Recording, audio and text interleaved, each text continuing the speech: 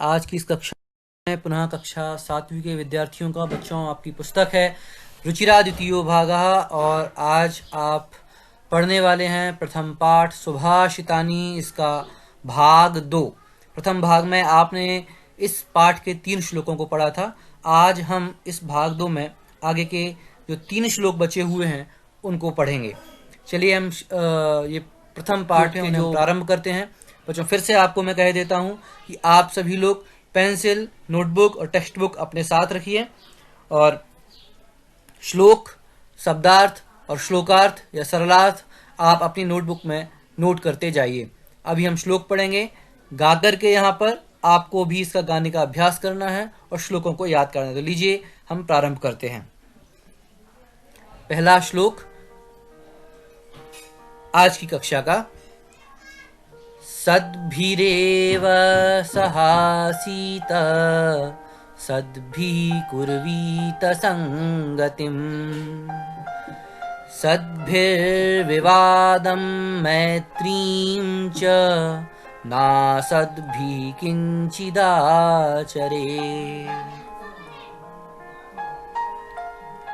पदच्छेद।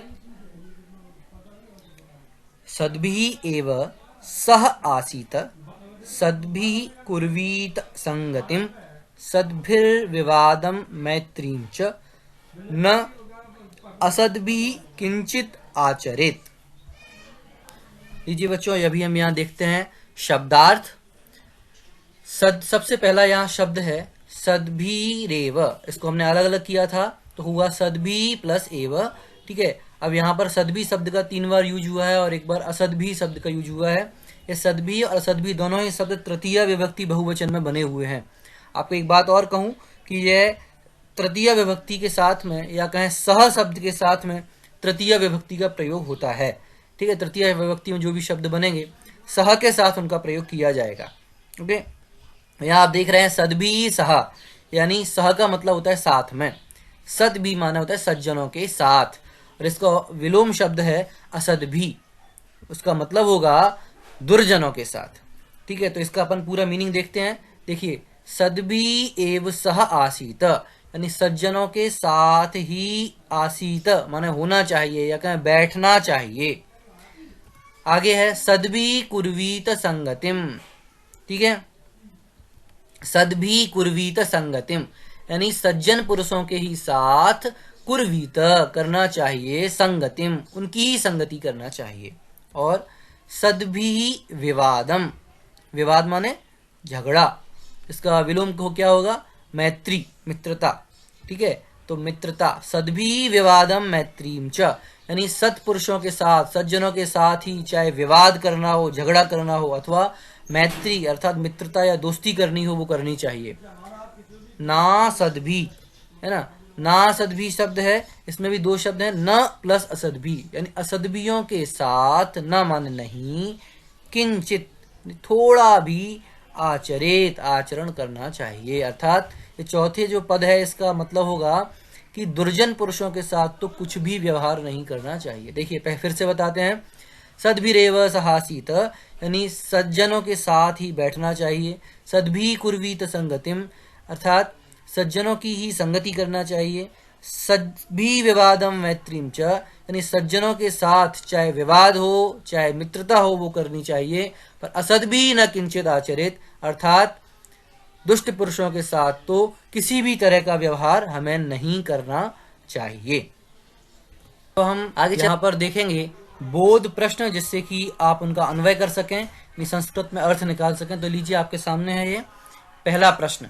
ठीक है, आपको प्रश्न होगा, इसमें क्वेश्चन वर्ड है, प्रश्नवाचक शब्द है, यहाँ पर श्लोक दिया हुआ है, इसे पढ़ना है और यहाँ से आंसर देना है। ठीक है, पहला प्रश्न है कहि सह आसीत। कहि सह आसीत सद्भि एव सह आसीत यानी सद्भि एव सह आसीत, सद्भि सह आसीत उत्तर हो जाएगा। अगला प्रश्न कहि संगतिम कुर्वीत, सद्भि कुर्वीत संगतिम यानी सद्भि सह संगतिम कुर्वीत। आगे सद्भि किम किम कुर्वीत, सद्भि विवादम, सद्भि से विवादम मैत्रीम च कुर्वीत। कहि न आचरेत, किनके साथ नहीं आचरण करना चाहिए, असद्भिः सह न आचरेत। ठीक है, आप देखिए पूरा बन जाएगा। सद्भिः सह आसीत, सद्भिः सह संगतिम कुर्वीत, सद्भिः सह विवादम मैत्रीम कुर्वीत, असद्भिः सह न किंचित आचरेत। इस तरह से आप देखिए इसका अन्वयार्थ यहाँ पर होगा। सद्भिः एव सह आसीत, सद्भिः सह संगतिम कुर्वीत, सद्भिः सह विवादम मैत्रीम च कुर्वीत, असद्भिः सह किंचित न आचरेत। आगे सरलार्थ, सज्जनों के साथ ही बैठना चाहिए, सज्जनों की ही संगति करनी चाहिए। विवाद अथवा मैत्री दोनों ही सज्जनों के साथ ही करना चाहिए और दुष्टों के साथ कुछ भी नहीं करना चाहिए। ये यहाँ कहा है। एक बार श्लोक का अंत में फिर से पाठ करेंगे, फिर हम आगे के श्लोक की ओर चलेंगे। देखिए, सद्भिरेव सहासीत, सद्भिः कुर्वीत संगतिम, सद्भिर्विवादं मैत्रीं च नासद्भिः किंचिदाचरेत्।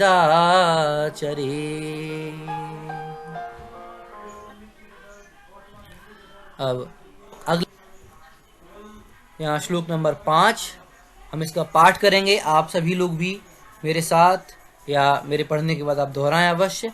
चलिए। धन धान्य प्रयोगेषु विद्यायाः संग्रहेषु च आहारे व्यवहारे च त्यक्तलज्जः सुखी भवेत्। पदच्छेद। धन धान्य प्रयोगेषु विद्यायाः संग्रहेषु च आहारे व्यवहारे च त्यक्तलज्जः सुखी भवेत्। तो हम इसके शब्दार्थ देखेंगे। यहाँ देखिए, सप्तमी विभक्ति के रूप में यथा, इसका क्या मतलब क्या होता है? सप्तमी विभक्ति का रूप मतलब मैं, या इंग्लिश में कहें इन, ऑन और एट, इस मीनिंग में सप्तमी विभक्ति का प्रयोग होता है। उसके रूप किस तरह बनते हैं? जैसे राम से बनता है रामे, रामयो, रामेशु। इस तरह यहाँ पर आपको इस शब्द में, इस श्लोक में कई सारे शब्द दिखाई देंगे जिनमें सप्तमी विभक्ति का प्रयोग किया गया है। जैसे प्रयोगेषु, संग्रहेषु, आहारे, व्यवहारे, इन सभी शब्दों में सप्तमी विभक्ति का प्रयोग है। अर्थात इनका हिंदी में जब हम मीनिंग निकालेंगे तो मैं, इसके रूप में इसका मीनिंग निकलेगा। देखते हैं इनके शब्दार्थ। सबसे पहला शब्द है धन धान्य प्रयोगेषु। धन और धान्य के प्रयोग में, धन अर्थात आपकी संपत्ति है, धान्य अनाज आदि, यानी जितनी भी हमारी संपत्ति है उसके प्रयोग करने में। अगला विद्यायाः संग्रहेषु च, यानी विद्या के, विद्यायाः षष्ठी विभक्ति में बना हुआ है। इसका मतलब होता है का, षष्ठी विभक्ति का अर्थ का इस मीनिंग में होता है। तो विद्या के संग्रहेषु यानी संचय करने में, इकट्ठा करने में। फिर से देखिए एक बार, धन धान्य यानी अपनी संपत्ति के प्रयोग करने में, विद्या के संग्रह करने में, उसे इकट्ठा करने में, और आहारे यानी भोजन करने में, व्यवहारे व्यवहार करने में, त्यक्त लज्जः सुखी भवेत्। त्यक्त लज्जः माने जिसने लज्जा को छोड़ दिया है। लज्जा त्यक्तः येन सह, यानी जिसने लज्जा का त्याग कर दिया है, शर्म जिसने छोड़ दी है वह ही सुखी होता है। यहाँ कहा है कि सुखी कौन व्यक्ति होता है? कि जो अपनी संपत्ति का प्रयोग करने में, विद्या के संग्रह करने में, आहार करने में, भोजन ग्रहण करने में और सभी अन्य लोगों के साथ व्यवहार करने में शर्म नहीं करता है, वह व्यक्ति ही सुखी रहता है। क्या तात्पर्य है इसका? देखिए पढ़ते हैं। धन व धान्य के प्रयोग अर्थात संग्रह, उपयोग और लेन देन करने में लज्जा नहीं करनी चाहिए। ठीक है, त्यक्त लज्जा तो आपको सारी चीजों के बारे में बता रहे हैं। धन धान्य के प्रयोग में किस तरह लज्जा का त्याग होगा कि धन व धान्य के प्रयोग अर्थात संग्रह, उपयोग व लेन देन करने में लज्जा नहीं करनी चाहिए। विद्याया संग्रहेषु त्यक्त लज्जा सुखी भवेत्। इसका मतलब है पढ़ने के समय हमें प्रश्न करने में लज्जा नहीं करनी चाहिए। यदि आप अपने अध्यापक से प्रश्न नहीं करते हैं तो निश्चित रूप से आपका नुकसान होता है, इसलिए वहां शर्म नहीं करनी चाहिए। आहारे भोजन करने में, भोजन करते समय आवश्यकता होने अथवा न होने पर बिना संकोच के बोलना चाहिए। यदि आप चाहते हैं भोजन तो हाँ बोलना चाहिए, नहीं चाहते तो ना। इससे भूखा भी ना रहना पड़े और भोजन व्यर्थ भी ना हो। व्यवहार करने में, अन्य लोगों के साथ सामान्य जो हमारा व्यवहार होता है उसमें भी हमें संकोच नहीं करना चाहिए। आगे देखिए, अन्वयार्थम बोध प्रश्न। ये बोध प्रश्न है। सबसे पहला प्रश्न है कः सुखी भवेत। कः सुखी भवेत, उत्तर क्या होगा? यहाँ देखिए आप, त्यक्त लज्जः सुखी भवेत। ठीक है। अगला प्रश्न, कस्याः संग्रहेषु त्यक्त लज्जः सुखी भवेत। कस्याः संग्रहेषु, विद्यायाः संग्रहेषु त्यक्त लज्जः सुखी भवेत। आगे, कुत्र कुत्र त्यक्त लज्जः सुखी भवेत। आहारे व्यवहारे च त्यक्त लज्जः सुखी भवेत। कस्य प्रयोगेषु त्यक्त लज्जः सुखी भवेत। धन धान्य प्रयोगेषु त्यक्त लज्जः सुखी भवेत। अब इन चार वाक्यों को आप व्यवस्थित रूप से अरेंज करेंगे तो इस श्लोक का मतलब आपको समझ में आएगा। देखो मैं बताता हूँ। धन धान्य प्रयोगेषु त्यक्त लज्जः सुखी भवेत। विद्याया संग्रहेषु त्यक्त लज्जः सुखी भवेत। आहारे व्यवहारे च त्यक्त लज्जः सुखी भवेत।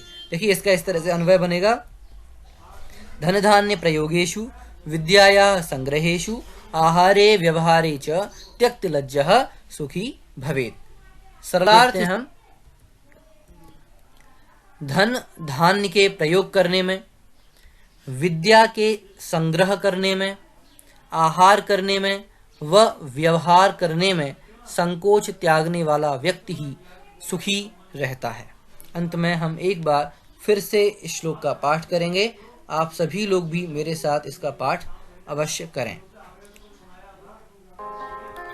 धन धान्य प्रयोगेषु विद्यायाः संग्रहेषु च आहारे व्यवहारे च त्यक्त लज्जः सुखी भवेत्। अगला श्लोक, श्लोक नंबर 6 लीजिए, इसका हम पहले पाठ करते हैं। क्षमा वशीकृतिर्लोके क्षमया किं न साध्यते।